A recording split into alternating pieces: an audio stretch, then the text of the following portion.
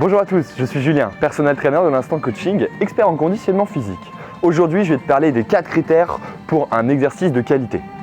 Lorsque tu vas réaliser un exercice, il faut qu'il respecte quelques critères pour que ce soit un exercice de bonne qualité plutôt qu'un exercice qui ne sera pas très constructif. Tout d'abord, ce que je vais dire dans cette vidéo n'est pas figé. C'est pas parce que je dis que c'est pas un bon exercice que, avec quelques adaptations et peut-être qu'une pour un travail spécifique, il ne sera pas intéressant. Bien sûr, ça correspond à 95% de la population, ce que je vais dire, mais derrière, peut-être que ça peut être intéressant pour toi. Mais c'est vraiment dans des cas très spécifiques. Le premier critère à respecter va être l'amplitude du mouvement. Un mouvement qui n'est pas assez ample ne permettrait pas de travailler tes fibres musculaires dans leur totalité. Ils ne vont pas s'étirer à fond et ne veulent pas qu'on se contracter à fond. Eh bien, ça va être dû peut-être à un problème de mobilité, mais peut-être à une mauvaise exécution lors de ce mouvement. Je vais y venir plus tard sur l'exécution, ça fait partie des autres critères. Mais sur l'amplitude, eh bien, le squat, clairement. Une personne qui a un mauvais squat dû à une mauvaise mobilité, peut-être sa mobilité de hanche est un peu limitée, ou sa mobilité de cheville est un peu limitée, ce qui fait que si elle fait son squat et qu'elle descend, elle va tendance à tomber en arrière parce que sa mobilité de cheville n'est pas suffisante. Donc, si tu as un manque de mobilité quelque part lors de ton squat, tu vas tendance à ne pas le faire totalement et quand tu vas charger, tu vas me faire des quarts de squat. Ça ne ressemble pas à un squat total, mais plutôt à ce quart de squat. Donc, ce mouvement, si tu n'es pas très mobile, sera peut-être pas très intéressant. Pareil pour d'autres exercices comme le triceps extension. On voit beaucoup de triceps extension exécutés mal. Même chose pour les biceps, beaucoup de personnes viennent faire un mouvement comme ça et non pas un mouvement comme ça. Leur barre bourrige, j'y vois leur barre monter et descendre, donc pour eux ils travaillent le biceps. Mais ils ne travaillent pas vraiment le biceps parce qu'aucun étirement et aucune contraction du biceps brachial n'est fait lors de cet exercice. Donc, il faut penser à étirer correctement toutes les fibres, donc dû à une amplitude suffisante, et limiter l'exercice où ta mobilité va empiéter sur l'amplitude musculaire, comme un squat, sur une manque de mobilité de cheville, ou bien un manque de mobilité au niveau de la hanche.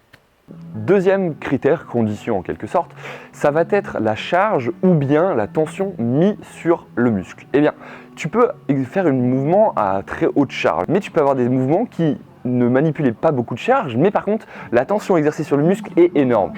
Je prends le cas tout simple d'une élévation latérale. J'ai peut-être que 10-12 kg, mais la tension due à l'éloignement de mon bras par rapport à mon centre d'insertion va être énorme. Eh bien, j'ai déjà fait une vidéo sur mon Instagram, n'hésite pas à aller checker mon Insta, où je poste régulièrement des vidéos où je parle de biomécanique, où je parle d'exercice, etc., etc. Donc, les charges et la tension sont super importantes. Les exercices où tu viens faire ça, clairement, eh bien, déjà, tu n'as pas beaucoup de charge. Généralement, on met des poids de cheville, et en plus, on a une flexion du pied et du genou, ce qui fait qu'on limite au maximum la tension. À la limite, la version avec les pieds tendus vont être corrects, mais on n'a pas suffisamment d'amplitude dû à cet exercice. Comment le varier? Eh bien, réalise plutôt un glute. Le glute, un peu mieux déjà, beaucoup plus d'amplitude sur notre hanche, donc ça va être le but du fessier, le but va être de faire une extension de la hanche. Ça va permettre plus d'amplitude, comme je l'ai dit, meilleur étirement, mais également plus de charge manipulée et plus de tension au niveau du muscle. Donc un gain musculaire énorme. Troisième critère va être l'exécution. L'exécution est primordiale, je l'ai déjà dit dans une de mes vidéos sur l'ego lifting. Si tu ne respectes pas une exécution correcte, déjà comme tu n'as pas beaucoup d'amplitude, ça je l'ai dit sur mon premier critère, mais tu vas te limiter, tu vas vouloir charger beaucoup. Et derrière, tu vas aussi utiliser d'autres muscles. Et bien comme j'ai dit tout à l'heure sur le biceps, on va vouloir faire ça. On ne va pas utiliser le biceps, on va vraiment utiliser le grand dorsal et tout ce qui est deltoïde pour soulever cette barre. Donc tu n'utiliseras pas le bon muscle en faisant une exécution mauvaise. Donc fais une exécution correcte, applique-toi à isoler, à ressentir tout du moins les muscles que tu veux travailler pour bien correctement les travailler et avoir une exécution suffisante.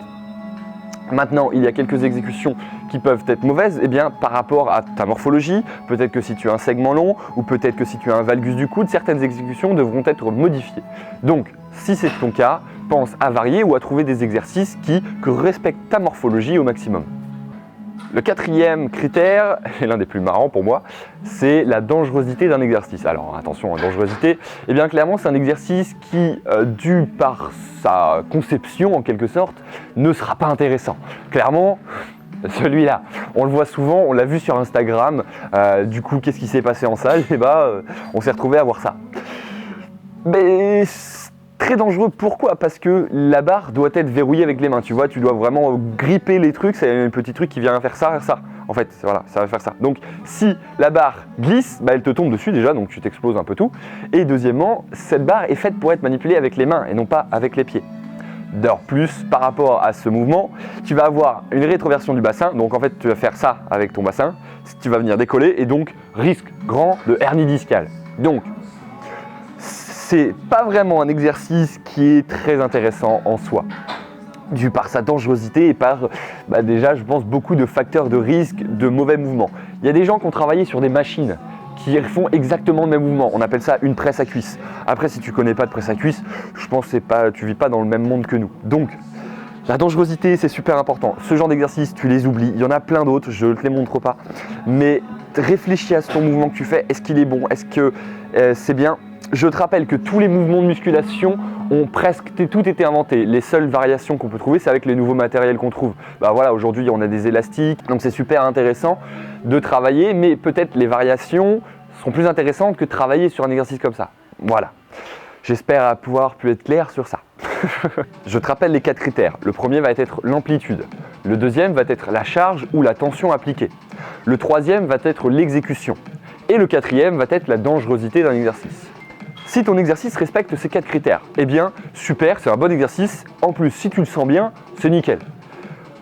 Maintenant, si l'un de ces critères n'est pas respecté, eh bien vérifie que ça soit juste parce que c'est toi qui es en question et non pas l'exercice. D'accord? Si c'est parce que ce que je t'ai dit, par exemple, tu fais ça en biceps plutôt que de me faire ça, c'est toi, c'est pas l'exercice qui est mauvais, c'est toi. T'es pas mauvais, t'as pas bien correctement appris le mouvement. Donc, revois ta technique, revois tout ça, revois tous les critères que j'ai parlé.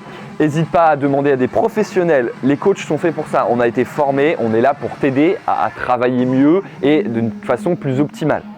Donc viens nous voir. Ça, c'est important. Il y a bien sûr bien d'autres critères, mais les principaux pour moi vont être ceux-là. Donc respecte-les au maximum, trouve des exercices qui sont corrects pour toi, que tu as un très bon ressenti et d'où tu peux appliquer les 4 critères que je viens de citer. Maintenant, je te souhaite bon courage, je te laisse t'amuser dans les salles de remise en forme et bon courage à toi.